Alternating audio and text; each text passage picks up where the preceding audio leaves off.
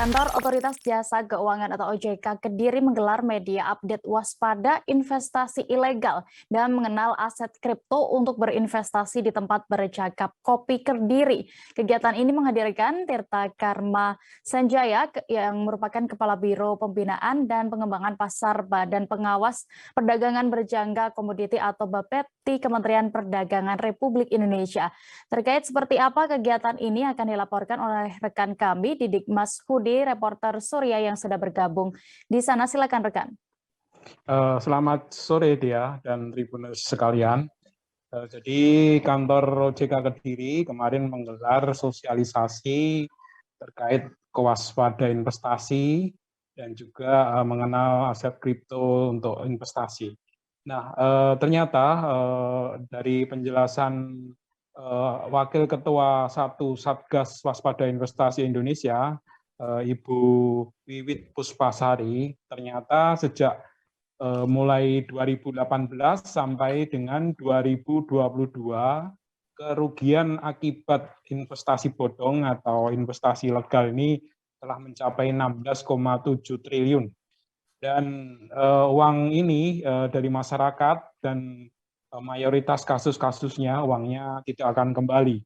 Jadi uangnya hilang dan investasinya tidak menghasilkan apa-apa, justru menghasilkan kerugian.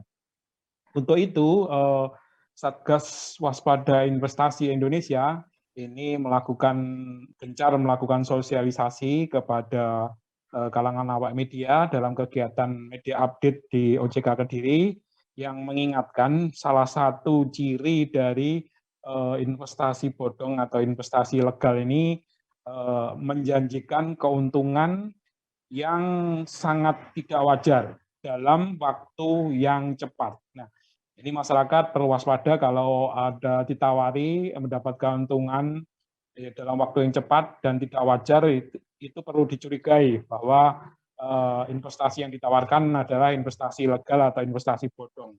Selain itu, biasanya oknum-oknum pelaku ini menggelar atau menggait member-member baru atau peserta-peserta baru melalui tokoh-tokoh masyarakat, tokoh-tokoh agama, dan public figure. Nah, seperti kita ketahui yang ada sekarang ini, beberapa kasus investasi ilegal yang berakhir dengan permasalahan hukum ternyata juga melibatkan para public figure. Dan beberapa kasusnya sekarang sudah diusut oleh aparat penegak hukum.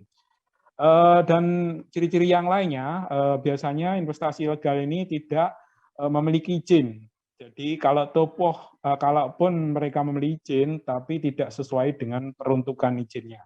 Nah, untuk itu masyarakat perlu harus waspada karena ke depan ini investasi ilegal ini tetap akan masih menjadi salah satu permasalahannya, sehingga Satgas Waspada Investasi terus melakukan cyber patrol di kanal-kanal online yang menjanjikan investasi kepada masyarakat.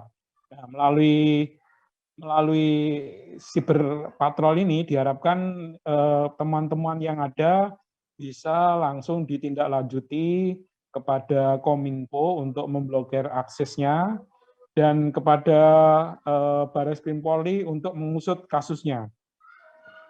Dalam kesempatan itu juga disampaikan bahwa Satgas Waspada Investasi juga telah memberikan tindakan kepada pinjaman online atau pinjol online yang beberapa waktu lalu sempat viral karena banyak korban-korbannya yang berjatuhan. Nah, ini sudah ada ratusan member pinjol online yang telah dapat teguran atau ditutup kegiatannya. Jangan lupa subscribe, share, komen, dan like ya.